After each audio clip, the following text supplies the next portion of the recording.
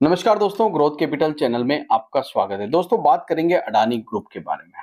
Adani group में आज जबरदस्त आपको मंदी देखने को मिली और ग्रुप की सारी कंपनियां जो है औंधे मुंह आपको स्टॉक मार्केट में गिरती हुई नजर आई। कारण क्या है दोस्तों, क्यों गिर रही है और एफआईआईज डीआईआईज क्या कर रहे हैं? आज जब बाजार गिरा तो एफआईआईज ने क्या किया, डीआईआईज ने क्या किया दोस्तों, और मार्केट इस समय किस सिचुएशन से गुजर रहा है?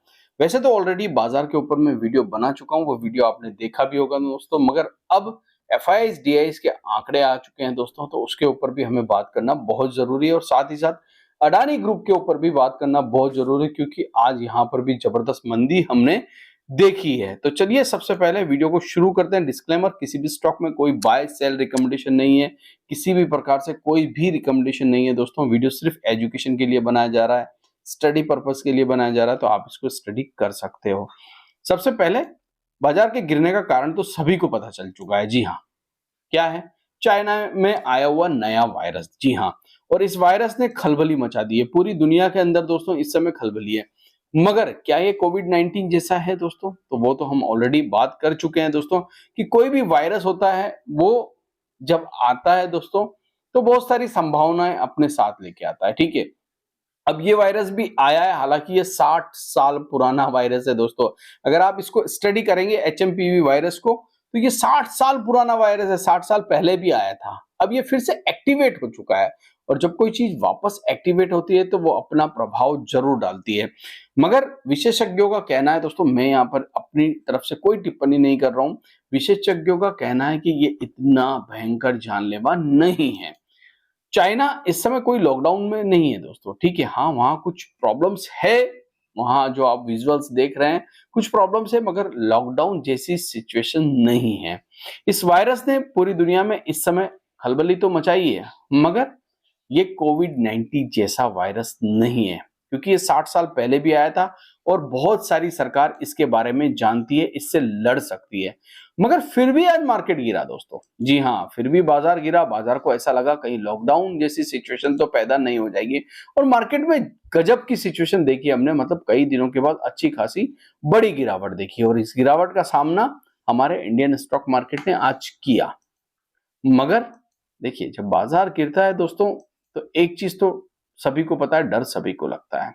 निफ्टी आज भी अपने लाइफ हाई से कोई ज्यादा खास गिरा नहीं है। 23,616 पे हम ट्रेड कर रहे हैं, मतलब अभी भी हम अपने लाइफ हाई के पास हैं। 3,000 पॉइंट अगर हम ऊपर जाते हैं तो हम लाइफ हाई के नजदीक आ जाते हैं।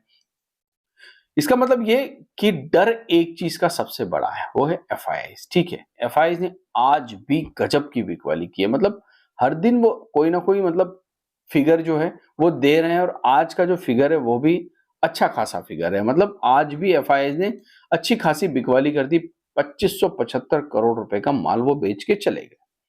सामने एक चीज मुझे बहुत अच्छी लगी आज के मार्केट में और इस डेटा के अंदर, वो है डीआईआईज का अच्छी तरीके से एफआईआईज का मुकाबला करना। मगर डीआईआईज के 5,749 करोड़ रुपए की खरीदारी के बावजूद भी, मात्र 2575 करोड़ रुपए की बिकवाली के बावजूद भी बाजार नहीं संभल पाया और मार्केट नीचे आ गया। निफ्टी में अच्छी खासी बिकवाली देखने को मिली दोस्तों। उसका एक कारण है, ठीक है, बड़ा कारण है, और वो कारण है रिटेलर। जी हाँ, रिटेल इन्वेस्टर इस समय एक चीज समझ रहा है दोस्तों कि मार्केट कब संभलेगा हमें पता नहीं, और वहां से माल को सेल किया है रिटेलर ने। ये आंकड़े साफ साफ दिखा रहे हैं दोस्तों कि यहाँ पर रिटेल इन्वेस्टर ने अच्छी खासी सेलिंग की है। ठीक है, अब देखिए दोस्तों, मैं ये तो नहीं कहता कि रिटेलर ने गलत किया है। जी हाँ, देखिए, डर सभी को लगता है, प्रॉब्लम सभी की होती है, और इस डर का कोई इलाज भी नहीं है। ठीक है, क्योंकि कोविड 19 के वक्त हमने देखा था कि स्टॉक मार्केट में लोअर सर्किट लगे थे दोस्तों। जी हाँ, जो कभी नहीं हुआ वो हमने देखा था, और यही समय था, जनवरी फरवरी का मंथ था, और बड़ी पैनिक सेलिंग स्टार्ट होने लगी थी। इस समय आप देख रहे हैं कि सेलिंग तो हो रही है। ठीक है, वो सेलिंग कोई भी ग्रुप जो है वो अपने आप को नहीं बचा पा रहा है। अडानी ग्रुप सबसे पहले एसीसी को देखिए, 3% डाउन था। Adani energy solution 6% down. Adani enterprises flagship company है दोस्तों, 3.5% down. Adani green 5.5% down. Adani port 3%। Power 4%। Adani total gas 3%। Adani Wilmar कमजोर कड़ी 1.5%। अंबुजा 3.5%। सांगी सीमेंट 3% के आसपास। मतलब पूरे अडानी ग्रुप में जबरदस्त बिकवाली हमने देखी। अब मैं आपको एक चीज यहां पर बताना चाहूंगा क्यों इतनी जबरदस्त बिकवाली हुई। देखिए, जब भी कोई बैड न्यूज आती है, जी हाँ, बैड न्यूज आती है तो होता क्या है दोस्तों, न्यूज जो होती है ना वो उन कंपनियों पर ज्यादा असर करती है जहां पर ऑलरेडी प्रॉब्लम्स चल रही हो। ठीक है, असर क्यों ज्यादा होता है, क्योंकि प्रॉब्लम है, और प्रॉब्लम अडानी ग्रुप में आपको पता ही है ऑलरेडी चल रही है।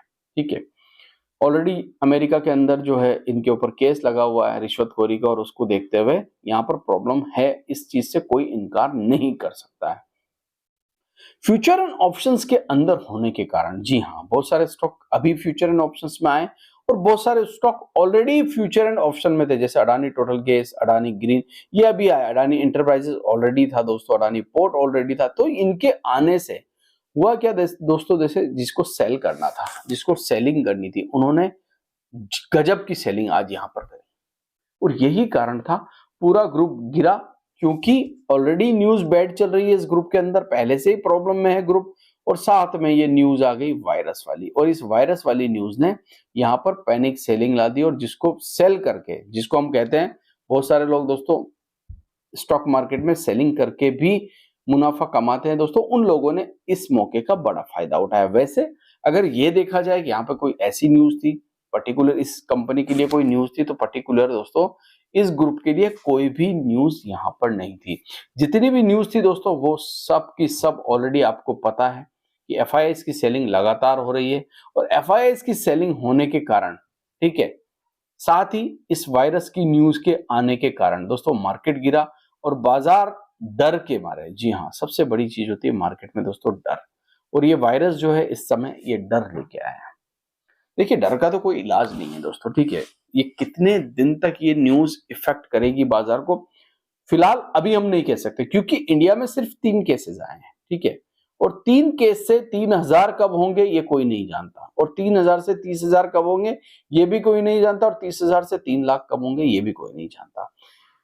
अगर केसेस बढ़ते हैं और केस बढ़ने के बाद रिस्ट्रिक्शन आता है गवर्नमेंट का, जी हाँ, सिचुएशन खराब होते हुए देख गवर्नमेंट कुछ रिस्ट्रिक्शंस लगाती है, तब सिनेरियो कुछ और होगा दोस्तों। अगर केसेस बढ़ते हैं और कुछ नहीं होता है, मामूली खांसी जुकाम होने के बाद सभी लोग ठीक हो जाते हैं, क्योंकि हम ऑलरेडी कोरोना वैक्सीन ले चुके हैं दोस्तों, हो सकता है उसका भी कोई इफेक्ट हो, मगर अभी इन चीजों को कहना ठीक भी नहीं होगा।